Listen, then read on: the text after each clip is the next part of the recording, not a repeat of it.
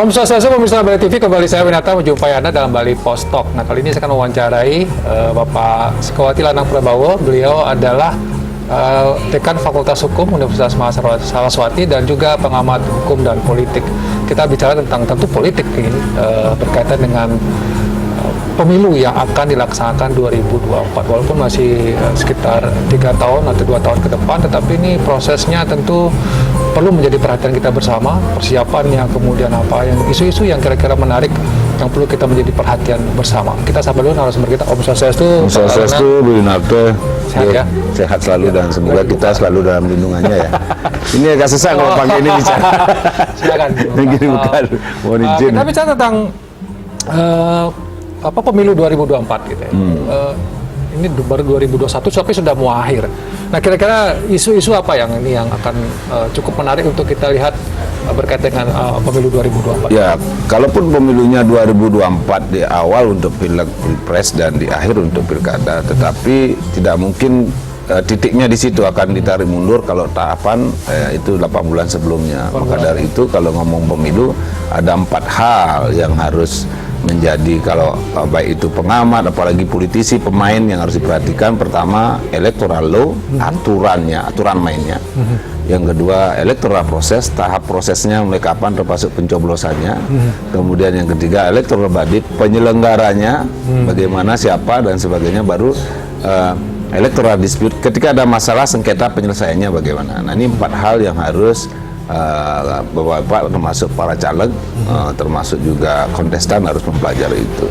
Terkaitan dengan electoral law misalnya, hari ini sedang akan dibahas tentang aturan-aturan pemilu yang menjadi prinsip-prinsip tentunya masyarakat dan partai politik dan siapapun kontestan harus ikut berkontribusi dan pemerintah, DPR harus terbuka. Contoh berkaitan sebagai nanti parlemen threshold.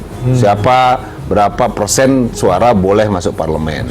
Kemudian juga electoral threshold, berapa persen orang bisa ikut pemilu, atau bagaimana syarat orang bisa pemilu, partai-partai tentunya. Termasuk yang menarik kan nanti thresholdnya presiden, calon presiden berapa persen, apa masih tetap, apa akan diubah dan sebagainya.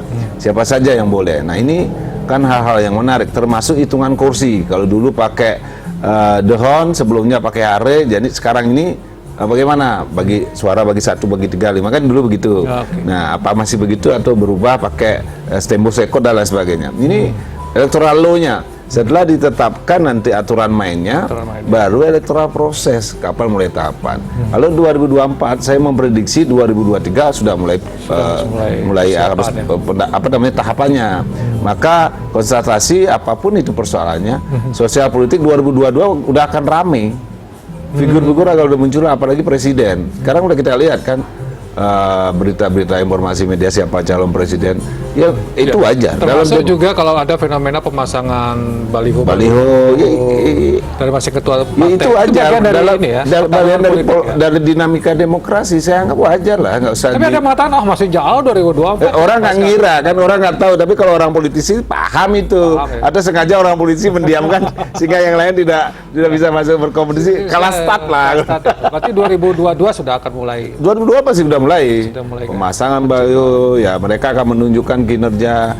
Kemudian juga partai politik akan melakukan juga komunikasi politik yang lugas, yang lucu dan sebagainya. Semua akan dimulai 2022. Karena 2003 itu dan 2002 saya yakin khusus pencalegan di internal partai, masing-masing partai sudah berjalan. Siapa calon-calon yang akan dimunculkan oleh masing-masing partai untuk DPRD provinsi, untuk DPRD kabupaten sampai DPR RI akan dimunculkan, termasuk nanti pilkadanya yang walaupun di 2024 akhir itu akan terjadi juga. Nah, yang menarik adalah juga pasti persoalan calon presiden, karena yang boleh mencalonkan presiden sampai saat ini adalah partai politik yang mendapatkan suara. Nah, suaranya berapa yang boleh mencalonkan itu kan dulu kan 25%. Nah, sekarang mau diubah apa tidak? Nah, berarti kan partai-partai politik ini yang akan membahas dan pasti dia yang akan mencalonkan. Partai-partai politik yang ada di DPR, ya, sekarang. yang mempunyai kursi di DPR. Mempunyai kursi DPR Nah sekarang. itu DPR pusat maksudnya. DPR RI. Ya. Nah ini juga kan mereka berkompetisi siapa yang mau didorong. Kalau 25% harus berkoalisi tentunya. Kalau turun ya berarti bisa lebih dari 2, 3, 4 calon kan gitu. Nah ini pasti udah mulai 2022 karena nggak mungkin 2024 nyoblos, 2003 mulai pendaftaran, masa di 2003 mau menggodok kan nggak mungkin. Pasti di 2022 penggodokan baik itu calon DPR RI, DPR Provinsi, Kabupaten maupun Presiden, pasti dilihat tentang elektabilitas, popularitas, itu akan dilihat 2022. Mereka, saya yakin teman-teman partai sudah punya alat ukur, baik itu survei internal, survei yang lain, termasuk juga kinerja, juga track record. Kan masing-masing partai mempunyai parameter penilaian untuk pencalonan baik itu legislatif maupun eksekutif. Oke. Gitu. Nah, kita bisa tentang aturan electoral law-nya, aturan-aturan. Nah, selama ini kita tahun 2019 itu menggunakan Undang-Undang Nomor 7 tahun 2017. Ya, ya, itu kan ada perubahan undang-undang lagi kah? Pasti setiap pemilu biasanya dia ada perubahan walaupun tidak banyak, ada hal-hal yang prinsip kayak tadi.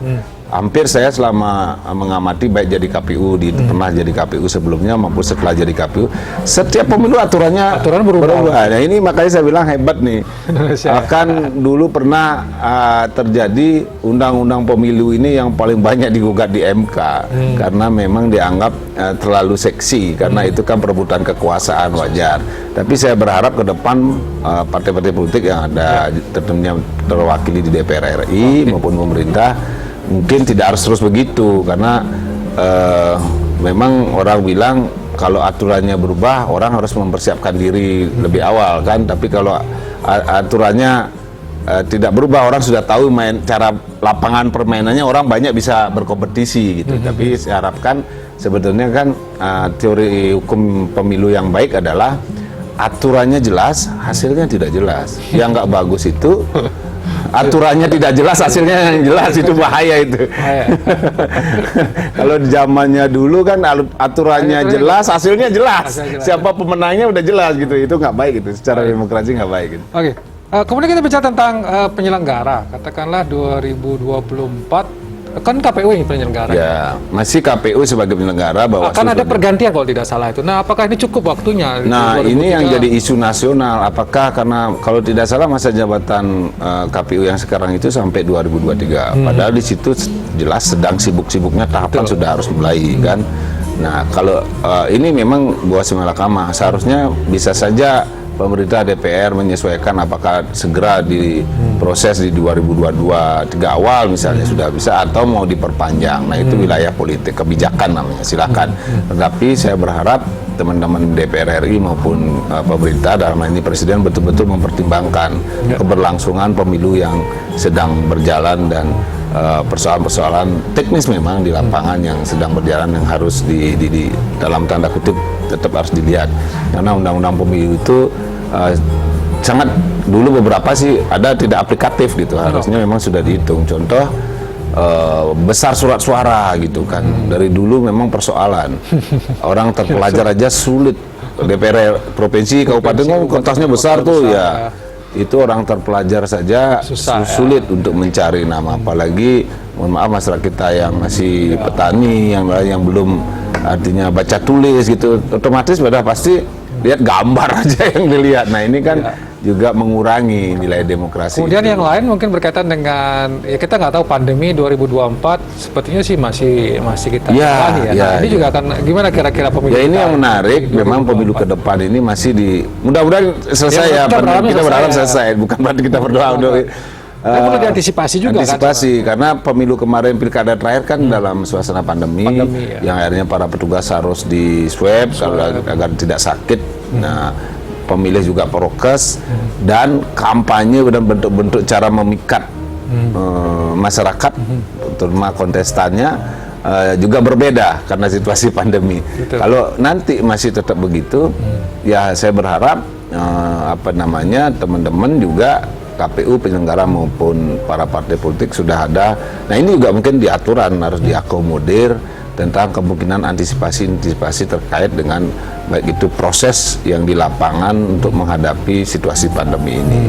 Contohnya apakah misalnya tidak hanya persoalan regulasi, teknis dan anggaran, itu pasti anggarannya lebih banyak. Anggarannya lebih banyak ya. Karena misalnya harus dengan prokes tentunya di swab. Nah, kalau yang belum vaksin, pemilihnya bagaimana? Apa semua harus yang divaksin atau tidak? Kalau memang wajib divaksin ya pemerintah harus juga memberikan program kepada masyarakat agar divaksin semua. Jangan sampai ada program memerintahkan semua vaksin tapi tidak pelayanan tidak disediakan, kan itu nggak boleh juga dalam kebijakan pemerintah seperti itu gitu. Jadi memang ada juga wacana kemarin sempat terlontar bahwa nanti di pemilu 2024 pemilih wajib yang hanya atau yang boleh memilih hanya yang sudah divaksin gitu.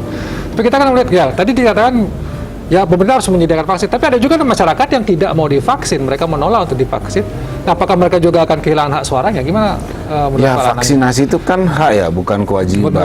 Maka agak sulit sebetulnya. Artinya tidak boleh lah aturan seperti itu ya. Harus disesuaikan. Kalaupun ada seperti itu harus ada pemahaman dulu kepada masyarakat. Anda loh, kalau misalnya tidak divaksin datang ke TPS akan menimbulkan kemungkinan begini-begini. Ya mohon maaf, misalnya tidak bisa. Harus disampaikan kenapa itu nggak boleh. Kalau sekarang kan bahasanya bahasa perintah, tetapi kadang-kadang referensi pemahaman itu minim. Maka dari itu saya berharap di teman-teman baik itu pemerintahan, KPU menciptakan kalau sekarang itu humas yang baik untuk menceritakan itu. Maksudnya baik, tapi kalau tidak tersampaikannya tidak baik, masyarakat bisa kemana-mana. Nah, hari ini saja kita lihat orang berkompetisi, berkonflik lebih banyak di medsos. Coba lihat, karena di lapangan udah nggak dimungkinkan itu. Maka media sosial ramai gini dengan hingar-bingar persoalannya. Inilah bukti bahwa di masa COVID, kalau memang pemilunya semakin dekat, saya yakin ini yang menjadi titik poin ke depan 2002 makin ramai lagi. Makin akan banyak. Banyak lagi. Nah, yang harus diantisipasi adalah tetap bahwa menggunakan medsos yang bertanggung jawab. Yang kedua, ya Polda atau penegak hukum, kepolisian harus lebih antisipatif. Saya hanya dari momentum yang baik ini, kepolisian maupun penegak hukum yang lain antisipatif. Karena 2022 prediksi saya 2022 awal sampai akhir ini kalau masih dalam masa pandemi, maka orang berkonflik lebih banyak di media sosial. Karena kalau di ruang-ruang publik yang langsung kan sudah dibatasi. Sedangkan ekspresi orang dalam berdemokrasi itu perlu dan penting bagi mereka. Nah, ruangnya hanya di media sosial. Nah, itu pemerintah dan aparat harus lebih antisipatif, yang kayak bagaimana, terus memberikan ruangnya bagaimana, atau paling tidak ada mungkin kayak dulu zaman-zaman kita demonstrasi ada tempat untuk berdemo kan gitu kan, jadi orang nggak berkeliaran. Nah, mudah-mudahan ada tempat media sosial yang disediakan oleh pemerintah dalam rangka, dan ingat, saya termasuk yang senang kalau ada yang mengkritisi pemerintah secara positif. Maka dari itu ada ruang nanti harusnya di media sosial yang diciptakan oleh pemerintah maupun penegak hukum. Ini loh ruang Anda boleh di sini menyampaikan sesuatu. Ya bahwa ada sudah sekarang seperti media Bali Pos dan yang menyelenggarakan, tapi khusus pemerintah ada tempat media sosial atau apa namanya. Ini loh Anda mau mengkritisi di sini wadahnya. Nah, kan gitu. Baik. Oke, karena waktu ya Pak Lanang. Atau mungkin saya berikan kesempatan lah, mungkin untuk mempertegas lagi closing statement dari Pak Lanang berkaitan dengan pemilu kita 2024. Apa yang mesti kita lakukan sebagai masyarakat? Ya, pemilu kita karena sudah hampir 11 kali kita berpemilu selama reformasi ini ya. Mudah-mudahan kita dapat melakukan pemilu yang berkualitas. Baik proses maupun hasilnya yang berkualitas walaupun di masa pandemi ini. Dan semua berharap melakukan hak dan kewajiban, tugas dan fungsi masing-masing dengan tidak menghilangkan suasana demokrasi reformasi yang kita perjuangkan bersama-sama. Baik. Terima kasih Pak Lanang atas waktunya, dan demikian tadi pemirsa Bali TV wawancara saya di Bali Post Talk berkaitan dengan pemilu. Banyak hal yang walaupun masih jauh gitu ya, tapi hari ini pun kita merasakan bagaimana media sosial, kemudian persiapan wacana-wacana, dan ini berkaitan sekali dengan perebutan kekuasaan nanti di 2024. Karena akan ada dua pemilihan nanti, ada pemilihan legislatif dan presiden yang berlangsung bersamaan. Kemudian di akhir tahun nanti 2024 ada pilkada. Nah, ini yang akan juga serentak seluruh Indonesia. Ini Anda harus bersiap-siap hari ini. Bersiap-siaplah juga menghadapi isu-isu yang mungkin di media sosial semakin panas. Memang semua berkaitan dengan soal politik ini. Jadi tetap masyarakat tenang, tetap berdemokrasi yang baik. Demikian Bali Post Talk kali ini saya ucapkan terima kasih. Saya tutup dengan Promo Santi. Om Santi. Santi Om. Terima kasih, sampai jumpa.